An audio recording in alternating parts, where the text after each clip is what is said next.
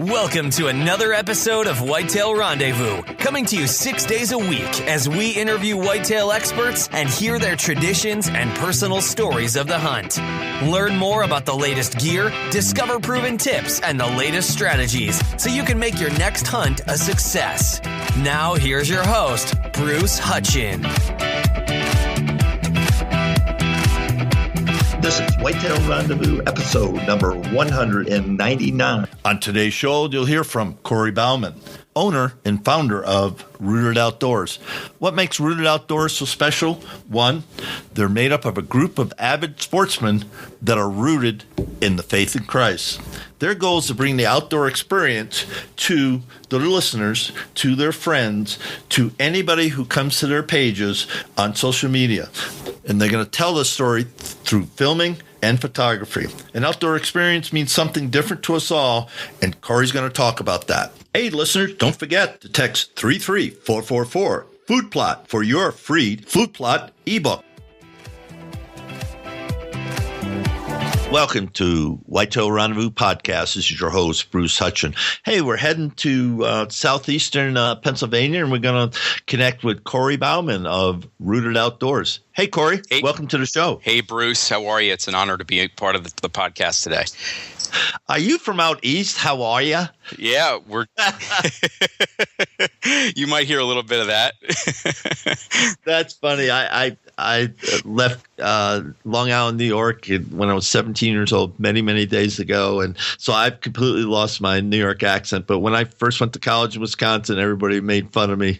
That's funny. Yeah, my background is Pennsylvania Dutch, so you might hear a little bit of Pennsylvania Dutch in that also. A little bit of slang, maybe.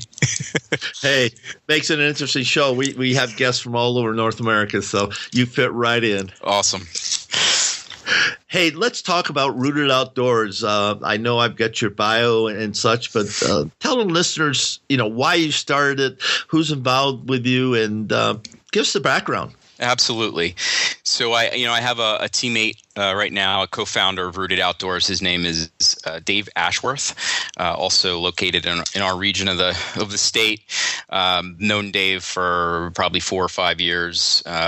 We've shared many stories about hunting, and just recently, over the last 2 years, have found that we have a passion for filming our hunts, filming the entire experience, and also a common ground on our faith in Christ, which is huge for both of us. And we got together about a year and a half ago and started to kind of create the vision for Rooted Outdoors, even though that's still unfolding at this point. We developed the brand and the logo, and really, our focus is really just to bring the entire hunting experience to the public in the best way we possibly can, to make the best, to create the best example for our youth hunters and everyone out there, and just do things the right way.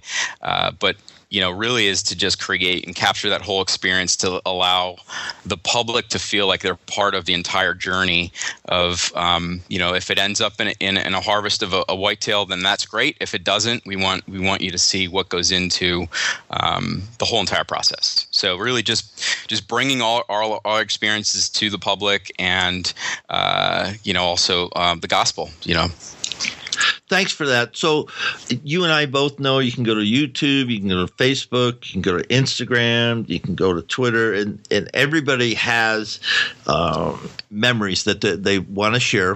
People are sharing memories, but then there's other people that grab an HD camera, get in a tree stand, do a double set, and start filming. So what makes you guys different, and why are you hoping that people will become your followers and viewers of your show? Yeah, sure. I mean, we do a lot on Instagram and Facebook. Those are our two places that you can find us. Both Instagram's Rooted Outdoors 1, so there's number 1 behind it, and Facebook's Rooted Outdoors. What we're trying to do is again, the difference that we can probably bring to the table, there's just so many. I mean, there's obviously, there's just, everybody wants to film their hunts, and they want to, some of them want to be famous, some of them don't. I mean, for us, it's really not about, the fame. It's really about just giving the experience in a really good light to mainly the youth, but also anyone else that's willing to watch, what we're putting out there, and really to show that that nothing against the guys that are shooting 170 class bucks every year, but we want to show that even in Pennsylvania, where I'm sure you know a lot about Pennsylvania hunting, that the whitetails are pressured. It's a challenge. I mean, it's a challenge everywhere, but in Pennsylvania it's tough, and so we want to show that you really can find a 145, 150, 160 class buck if you're doing the right things. And so we want to again show that entire process and show them really what goes into getting the opportunity to harvest one of those deer. So that's really what we're trying to do. Thanks for sharing that, and because it is important, because what I've seen, the growth in the video part of it, of our industry, is just exploding, because it doesn't take a lot of money to get a couple of tree stands, get your buddy to start filming, and putting together a show of pretty darn good quality. I was doing Instagram posts along the Buffalo River, hunting with Pete and Paul Martin out there at Buffalo County Bucks, and just a great setup. And I was just taking handheld, and I had that extension. I don't know what they call the selfie extension, whatever. But I was taking that, and I got some halfway decent film off my iPhone. And people said, "How did you take that?" I said, "Just from my iPhone." And it's just interesting, the capabilities we have today because of the technology. That's the good part. The other part is, how are you going to get people to tune into what you're doing? Yeah, sure. Look, and like you said, there's so many different tools and resources that you can use to put your stuff out there. We want to create good quality, so we're already looking on upgrading our equipment for this year compared to even what we had last year, just through meeting different folks at shows. And the one thing about the outdoor community is it's been very, very supportive of every question that we've had. Whether it's I send somebody a Facebook message, they've responded, and it's a really, really cool community to be a part of, and everybody's so supportive. So I think for us, again, it's creating quality film, but creating the entire experience, which a lot of times, you're watching a hunting show and they go, there might be a quick intro. We're in Pennsylvania. The temperature is this. It's it's raining, and then they kind of cut to being in the stand, and then you might get a couple shots of the deer being killed, and then a couple shots later. And we really our goal is to film from we film like everything. So we film when we go in and we're checking trail cameras, or we're going to be putting food plots in here in probably a couple weeks. We want to film everything so that we can go back once we hopefully get that chance to harvest the deer that we've been following for 2 years. That we want to be able to go back and have that film available so that we can show them the entire process. We're still working on how we're going to put that together and get it out there, and we want to make sure that's the way that's the way it's going to be best presented. We're also looking to not really grow this huge pro staff team, is what I should say, but we're looking to not be have a huge pro staff, but really be patient with who we bring on our team, and make sure they're the right fit and they have the same vision. Thanks for that. And I like what you're saying, because I agree that in this business, if you got a 30-minute show, you probably only got 15 minutes. You probably get half of it of content, then some of that's compressed, maybe 20 minutes. Yep. People smarter than I know the exact times, but I know it's compressed. And then if you go on an hour show, you probably got 40 minutes, yep, plus or minus.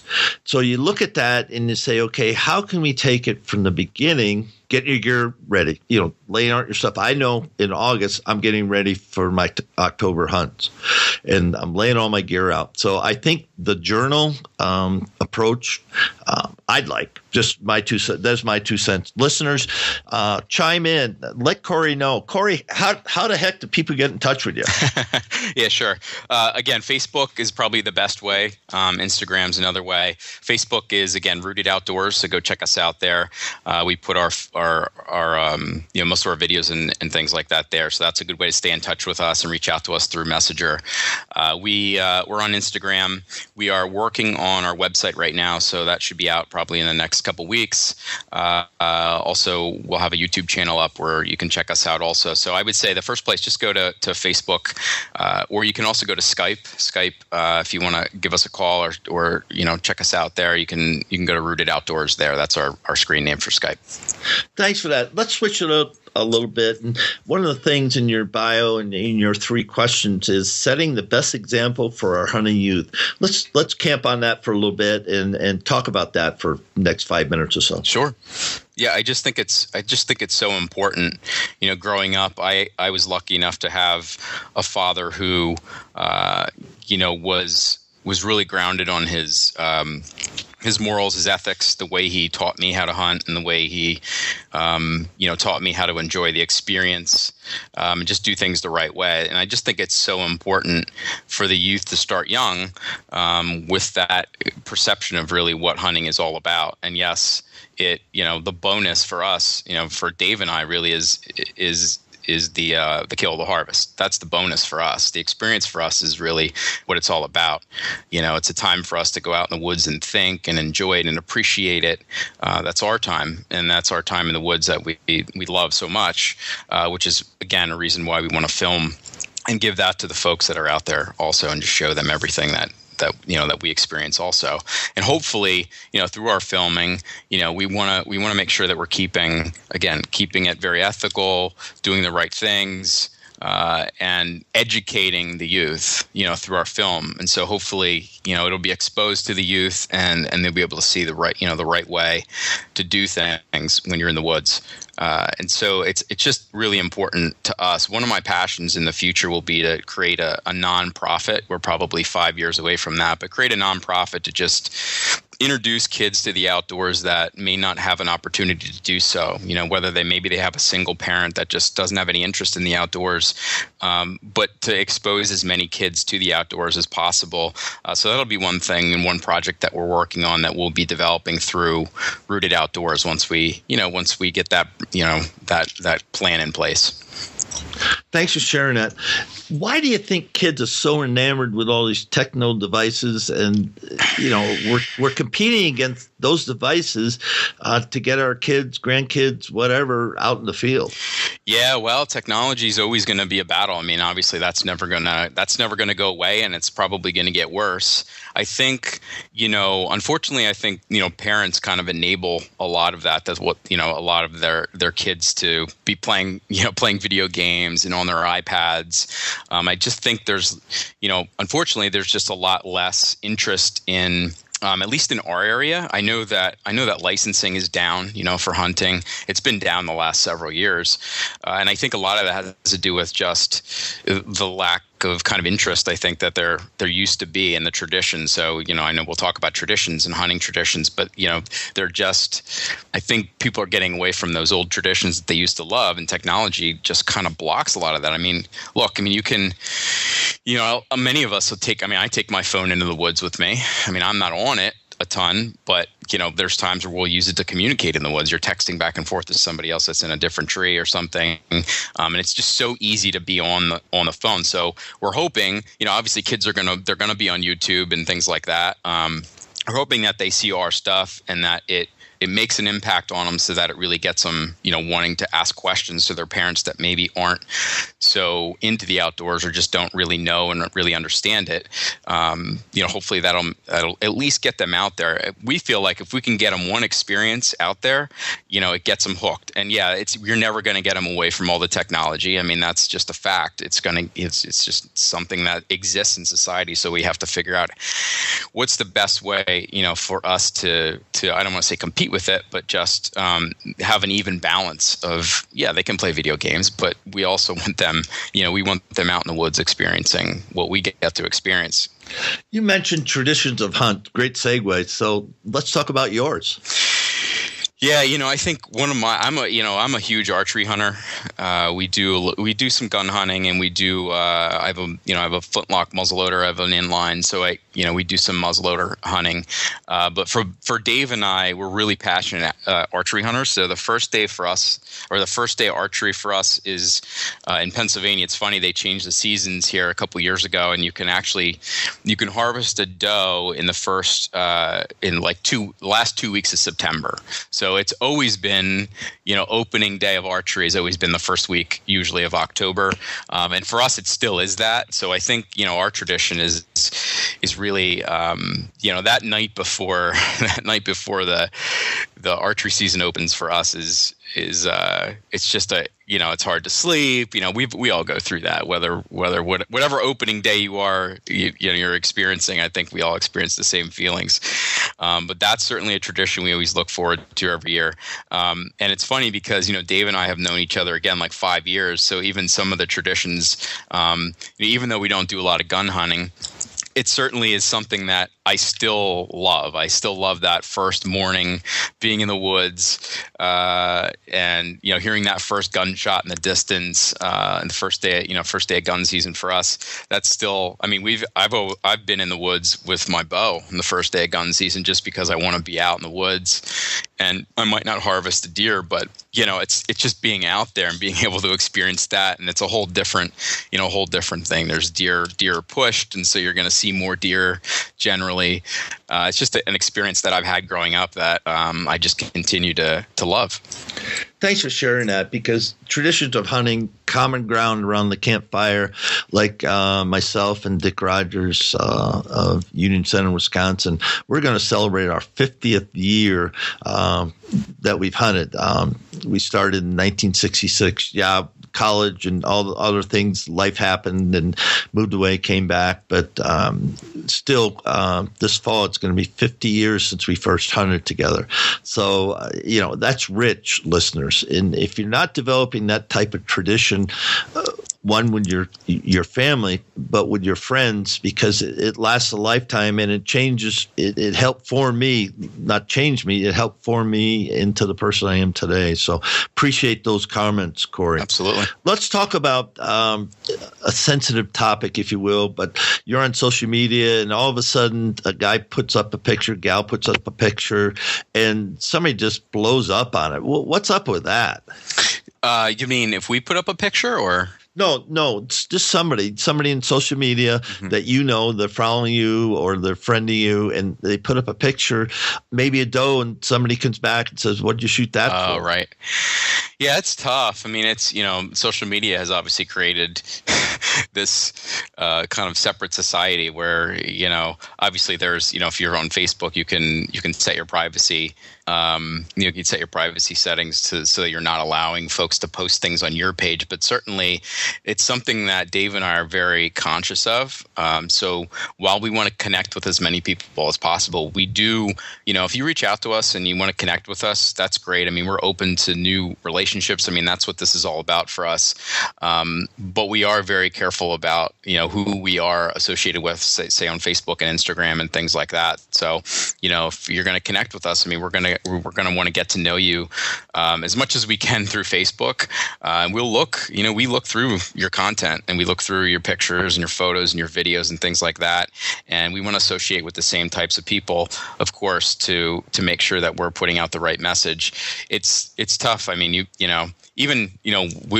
we have been lucky so far, but I'm sure that there'll be a time where we put something up and it might not be, not that it's not going to be the, unethical or things like that, but it might, everybody has an opinion. So it might be not, we might mention something that we've learned through our experience that somebody else might disagree with. And we're open to that. So we want to be real also. Yeah, I mean, it's social media has created its own little world. So you got to really be cognizant of what other people are posting that you're associated with on social media, for sure. Thanks for sharing that. Let's talk about women, fastest growing segment of the outdoor industries. And that includes everything. I mean, women are going outdoors and fortunately, a lot of them are hunting. So let's talk about that a little bit. Yeah, absolutely. I think it's great. I think it's fantastic. Like I said, we're in Pennsylvania, our licensing fees and things are down. So I mean, it's great to get that, that to get women out there. And you're right. I mean, there's a huge presence of women in the outdoor community, and I think it's growing rapidly. Specifically, my wife doesn't hunt, but she's obviously appreciates what I do, and she's she understands that that's my passion, and she likes the outdoors. She's a professional photographer herself, so she can appreciate photography and video and things like that. So we do chat about it. But yeah, I mean, I think women in the outdoors is a great thing for all of us. I mean, I think it'll keep us in check, right? Hope so. I sure hope so. Yeah, I have a very understanding wife of some 46 years. And when I start sorting out gear and getting the stuff down out of the attic or in my storage in my garage, she knows what's going to happen. And so we have our meeting. We have our hunting meeting. And so where are you going to be? When are you going to be there? When can I go see Laura, my daughter in California? I'm going to go here. I'm going to go there. Yep. Because she doesn't stay home anymore. She just goes, okay, let's coordinate here. And you're coming back when? I know. And Bruce, I think that's it. What you just said is the key to the whole thing. And it's the key to any relationship, really, is just being open with communication. I've learned that very quickly. I've been married only 6 years, but I've learned very quickly that, my wife knows when hunting season is coming, but it's, if I'm, I do a lot of local hunting, but we do take a couple trips here and there. And if I'm going to be away, I give her, plenty of notice and make sure it's okay that I go away before I set that time out. I don't just tell her, hey, I'm going, this is when I'm going. Although, I made the mistake a couple times of doing that, and it just doesn't work out well. So you definitely want to communicate well, be open. And it's funny, the funny story is that every time I tell her that the season's over, she always says to me, is it really over? Or is there a late season? Because obviously we have a lot of late seasons also now. So I try to be as open as I can, but we're always looking for obviously opportunities to get out in the woods. So there is times where I might have said, hey, it's over, but then there's something else that comes up. We might just go out and film something or whatever. But yeah, just be open with your communication. What's your thought about being a whitetail hunter 365 days a year? I think you have to be if you're hunting whitetails. I think that's definitely a misconception that, the season, quote, right? The season starts in whenever, for us, it starts middle of September. Archery runs till middle of November, usually right before Thanksgiving. But for us, speaking specifically with just archery, because that's, again, our passion, the season is completely 365 days. I mean, because really you're putting in the work after the actual hunting season is over is when really the work starts. And you really put all of that time and effort into food plots and, checking trail cameras, hanging stands, hanging sets. You do all the work in the off season to have that one chance, to harvest that mature deer. And I think that's one of the lessons we've learned in the last 2 years, just getting to know each other, really hunting together and really hunting the right days, really hunting the wind, really paying attention to those things and being really disciplined about it. It's we look at it like you do all this preparation, you're gonna wash your clothes so they're scent free or as much scent free as they possibly can be. You're gonna get proficient with your weapon so that you can make an ethical kill, and you do all these things, and then you go in the woods on a bad wind, and really, and Bruce, I mean, a mature whitetail is extremely, extremely smart. I mean, all their deer senses in general are a lot better than people really think, but that mature deer is really usually only going to give you one shot. And if you mess it up with the wind, you're never going to see that deer. And that's why a lot of guys don't see deer. It's just the discipline and all the work that you have to put in.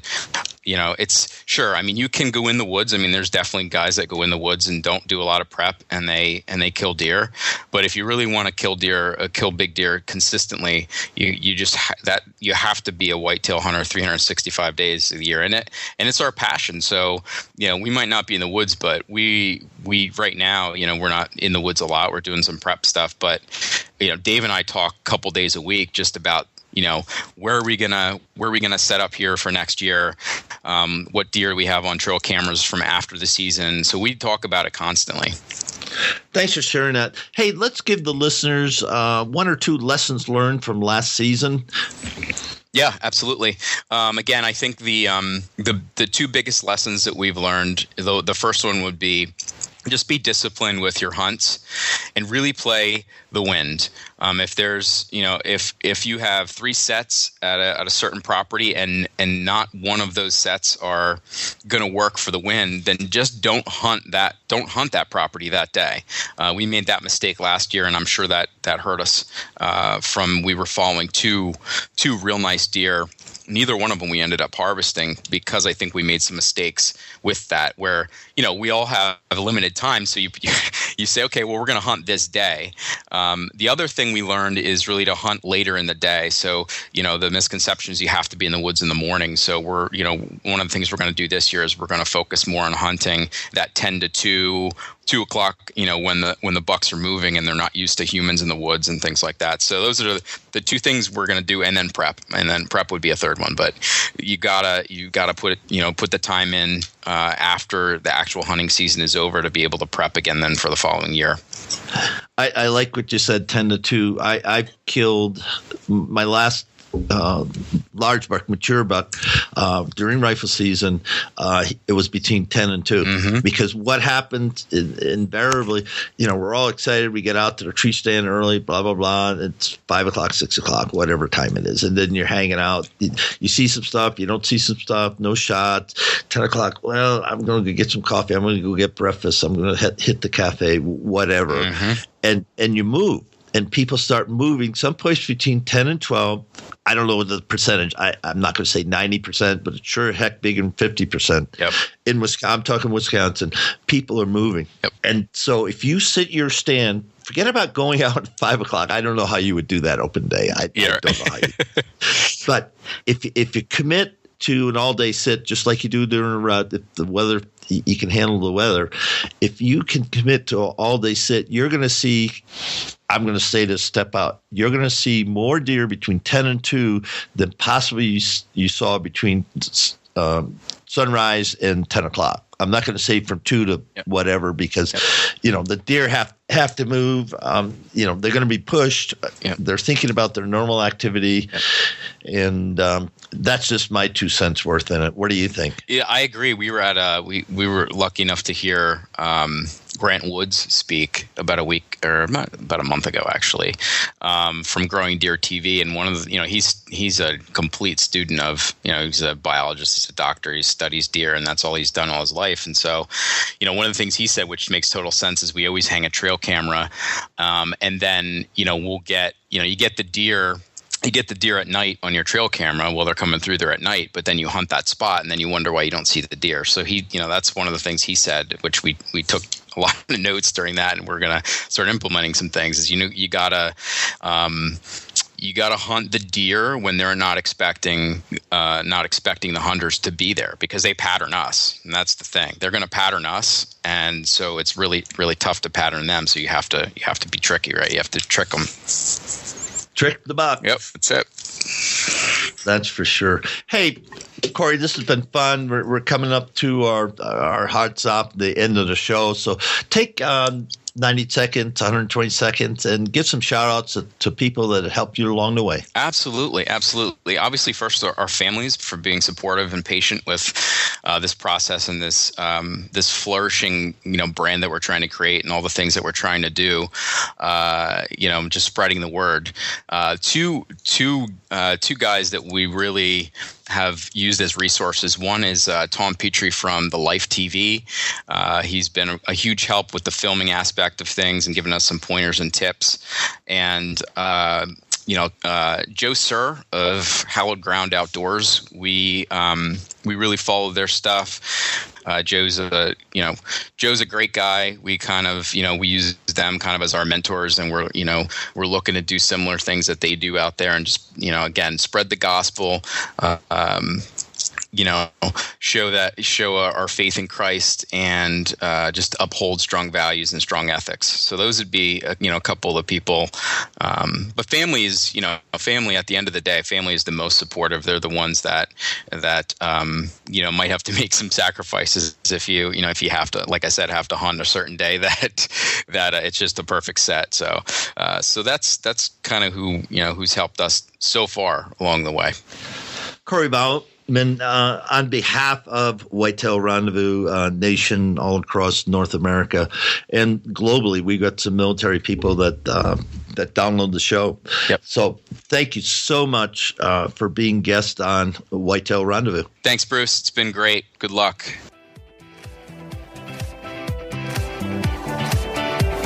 Make sure you tune in tomorrow because it's a can't miss show. Why? Because we have the CEO and founder of Proas, Miss Kirsty Pike. Kirsty started in 2008, and folks, Proas is a name in the hunting apparel business that everybody knows about, especially the women who make up the fastest growing segment in the outdoor sports. Tune in and find out some secrets from Kirsty Pike. Thanks for joining us. Be sure to tune in tomorrow for another episode of Whitetail Rendezvous, where you can listen and learn from the experts so you can be more successful on your next hunt.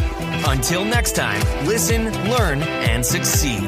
Remember to text 33444 Food Plot for your free ebook